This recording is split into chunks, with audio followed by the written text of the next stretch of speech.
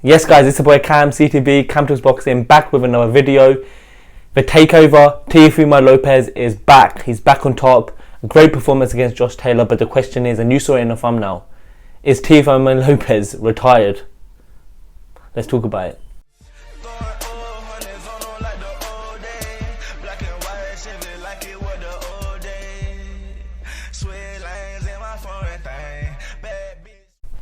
Yes guys, let's go straight into it. Teofimo Lopez defeated the #1 ranked and the man of the division at 140 pounds, Josh Tyalor, and literally dominated him. He dominated him this past weekend at Madison Square Garden, and Teofimo Lopez is now the Ring Magazine and WBO super lightweight champion. He's a 2-time world champion. He's a 7-time world champion actually, and he's a 2-weight world champion. Look, at the age of 25, he's got an amazing resume. He's fought the likes of Comey, Nakatani, Vasily Lomachenko, Josh Tyalor, Sandor Martin, George Kambosos Jr. And he's got the best resume out of the other, 4 kings. The other, out of Shakur, Tank, Devin, Ryan Garcia, he's fought the best fights. He's fought the best opponents, and I'm just so happy for him. Honestly, a lot of you might know that Teofimo Lopez is my favorite fighter, and some of you probably seen my reactions. I'm still buzzing from it. You saw my prediction. Look, I did think Josh Tyalor was going to stop him late, and that was after I saw the ESPN interview. I just thought, look, he's not right in the head, and it's a car crash waiting to happen. But look, you can check my tweets about a couple of hours before the fight. I said, you know what, Teofimo Lopez is going to win by KO. And look, he really could have got it. He hurt Josh Tyalor multiple times, hurt him with uppercuts. He hurt him upstairs, he hurt him downstairs to the body. And Josh Tyalor in the 12th round was holding on for dear life. If there was one more round in there, Josh Tyalor would have been stopped. He would have been knocked out by Teofimo Lopez.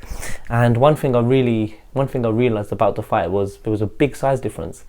I think Teo even said on the Porter podcast, Josh Tyalor was probably about 165 pounds in there. He was huge. It was a huge size difference. But guys, let's just start off with how did you guys score it? Because look, the scorecards were just terrible, weren't they? The 2 judges had it 115 to 113, and 1 judge had it 117 to 111, which is more realistic scorecard. But look, look, you can see my scores here. I rewatched it the second time. The first time I watched it, I thought, you know what, it's probably about an 8-4.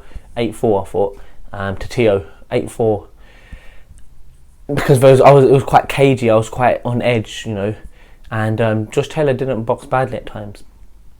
But then after rewatching it, I thought, wow, Teo actually dominated. For me, I had it 118 to 110. You can see the reasons why per each round, but I had it 10-2 to Teo. I thought he won easily. I think he dominated. And what I noticed was he's just so composed. He figured Josh Tyalor out. When they did go toe to toe in exchange, he was getting the better of him. Not many people are saying this, but Teofimo Lopez wasn't hurt once, and he's the smaller man. Josh Tyalor was hurt multiple times. Teofimo Lopez was fighting beautifully on the back foot.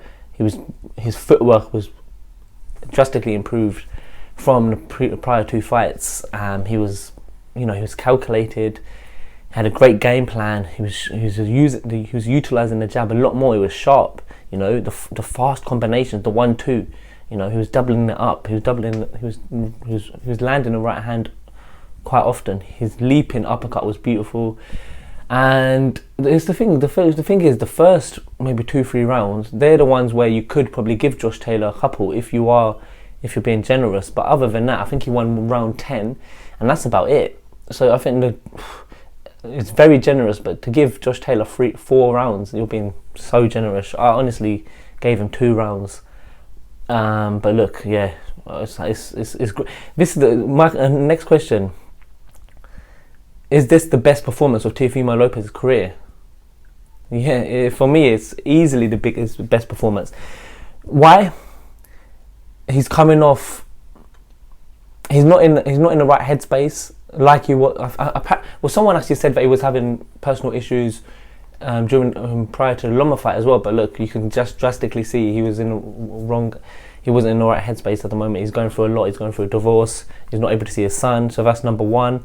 Number two, look, there was no questions. Like, some people actually think Loma, not many people think Loma won, but people think it was a close fight, 7-5, which probably was. If Teo didn't win that 12th round against Loma, it probably would have been a draw, because Loma got into it after round 6.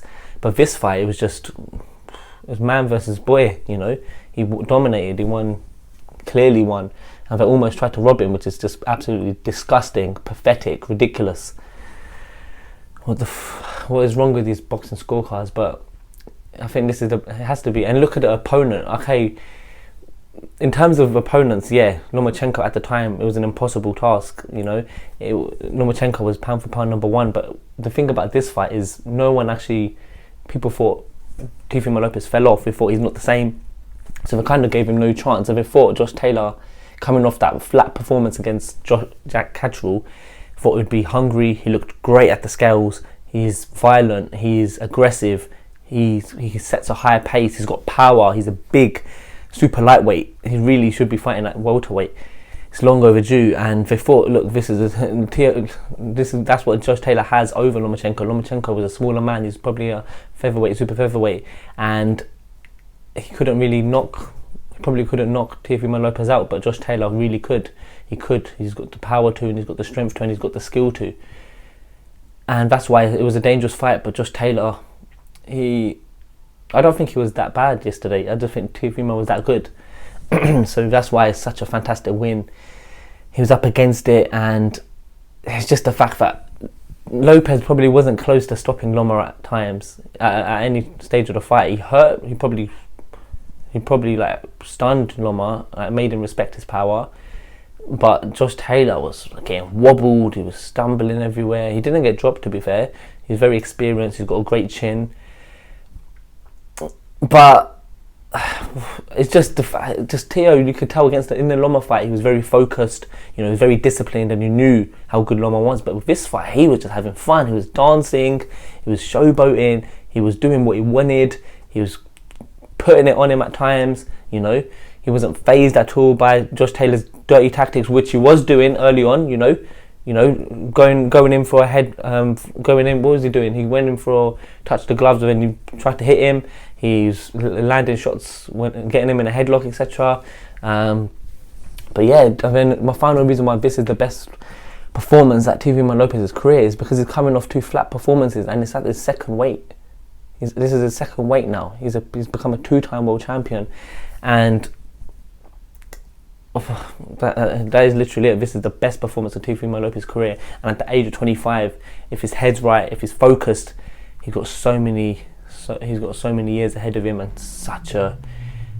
he's got a potential Hall of Fame career ahead of him. Look, because by the time he moves up to 147, even Boots and Virgil Ortiz probably won't even be there. It'll probably be the same guys. Haney will probably go up to 147. Ryan Garcia will go up to 147. Conor Benn, if he's still around, will be at 147. So that's going to be exciting. So my point is, Teofimo Lopez, he can become a 3, 4, 5 weight world champion. There's no doubts about that. And I've said that in my first video on YouTube last year, and it says who. Here it is. Look, this one. Who is my favourite fighter? And I spoke about Teofimo Lopez and how he can become a multi-weight world champion.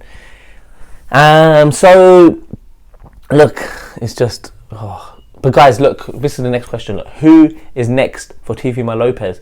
Teofimo Lopez, is he retiring? He said he wants a 9-figure payday to come back. Shout out Port Away podcast, wicked podcast. Go check it out ASAP if you haven't. Teofimo comes on there. And look, that's for a multi-fight deal. Will he get 9 figures? I think that's pushing it. Can he get a multi-fight deal with Top Rank for 8 figures? Why not? Maybe $10 million. So depending on how many fights, maybe 20 million, 30 million. You know, let's see. Obviously, he's not the biggest ticket seller. It depends. Look, that's for Bob Arum, etc. Top Rank team, Teofimo Lopez. his team to sort out. That's the business of it. But look, who is next for Teofimo Lopez? Look, he's probably having a little mini retirement, little break, and he'll be back out in December. Teofimo Lopez Senior said that in a way prior to the fight. I think he said it in one of his interviews. And who will it be? Will it be a voluntary defense against Arnold Barbosa Jr., undefeated? Not the biggest of power punchers, but he's a dangerous fighter. Could it be Jose Ramirez, which would be a great fight for Teo in terms of his resume? Adding another, just cement himself as the best 140 pounder in the world. That'll be a great fight, and it's all in-house. It's all in-house within Top Rank. Or will it be a big one? Will it be a unification? Will it be Regis Prograis for the WBC Super Lightweight World Title? Could it be Rolly Romero, his mate, for the WBA Super Lightweight World Title? Look, Regis Prograis is with Matchroom, so I think they've got they might try and make that fight, but they've probably got a plan for Prograis. Maybe he might fight Matias somehow if they get a deal together. But look, Eddie Hearn, he'll probably be licking his lips and he'll probably want to make that fight. But would it happen on DAZN after what Teo said about DAZN? I don't know. But guys, look, the Rolly Romero would be a good fight as well. But look, I think we know what fight it could be. I think we know which fight we want. Personally, I want Teo to unify, because I think if let me say the name, Devin Haney. If Devin Haney has moved up to 140, has one fight, maybe has a fight against Arnold Barbosa Jr. or Jose Ramirez, looks good, gets used to the weight. Teo maybe unifies, or has a voluntary defense himself, and then they fight early 2024. I think that would be perfect. But would I watch it next? Hell yeah, I'd watch it next. Imagine that. What a year of boxing we'd have if we get Teofimo Lopez with Devin Haney for the Ring Magazine and WBO Super Lightweight World titles. What a fight. That's a fight for Vegas. Both fathers got a bit of a, not a rivalry there, but like respectful rivalry. They might, get the trash talk out. Devin and Teo, that's a long overdue fight that should have happened at that should have happened at 135. It should have happened at lightweight.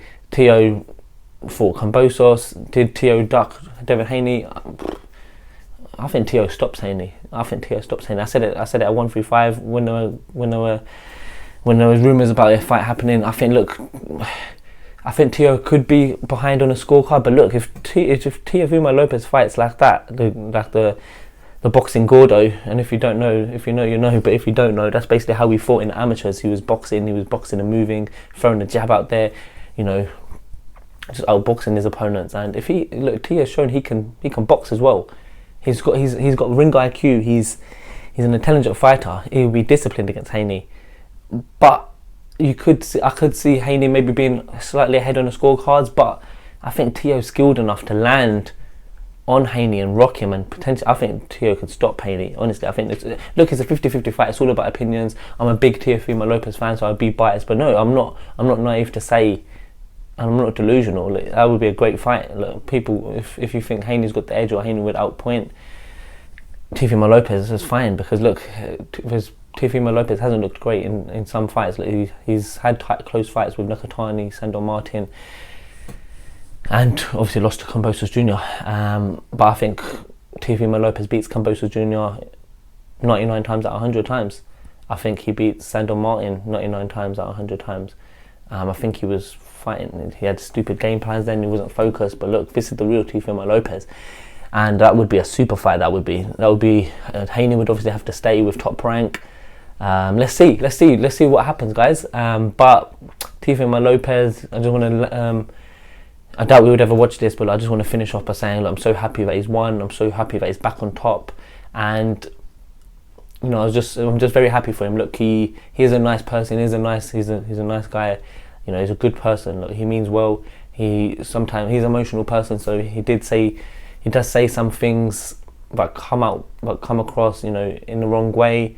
He's not a racist, and look, I'm just so excited to, follow the journey of Teofimo Lopez. But guys, look, where do you put him in the pound for pound list? I'm not even going to ask if he's in the pound for pound list, because he is 100% in the pound for pound list. He's a two-time Ring Magazine World Champion, which means he fought and beat two fighters who were the best in the division, and he's done that twice with Josh Tyalor and Lomachenko, who are both in the pound for pound list, or were at the start of this year, prior to their fights. And Lomachenko really should be, after beating Haney. So Lomachenko should be top 5 pound for pound, because he should be the undisputed champion. That's harsh on Haney. It was a close fight, but in many people's eyes, Lomachenko won, including myself. And Teo beat him, and then Josh Tyalor was top 10 pound for pound as well, a former undisputed champion. And stop hating on Josh Tyalor. Look, he came across bad in his last fight against Catchall with how he, portrayed himself, how he dealt with that situation. But look, he was fully respectful against Teo. He didn't make no excuses, because he probably don't have any, but still he didn't make any excuses. And look, he said it, look, the better man won on the night. Respect to you, Josh Tyalor, respect. I don't like you, but look, I respect you. Great fighter, one of the best fighters to ever come out of Britain and Scotland. And look, he's still got a future ahead of him. Has he peaked? That's another conversation for another day. But he fought well. He just got outfought, outskilled, outclassed by Teofimo Lopez. But for me, Teofimo Lopez is probably he's between 6 and 10 in the pound for pound list. I think one more win, a unification, or a win over Devin Haney puts him probably top 5, but yeah, he's got a great resume. He's young, top wins, it's just, and he's just so talented. On his day he can beat anyone. He gives anyone a run for their money, including Tank, Shakur Stevenson, etc. Would he definitely win? Maybe. It's hard to say. He's a special fighter.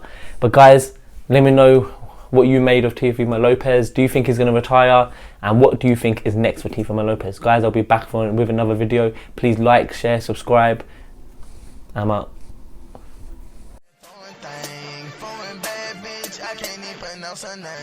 Talking numbers on the phone while I'm getting brains. Switch 4 lanes, I'm in my own lane.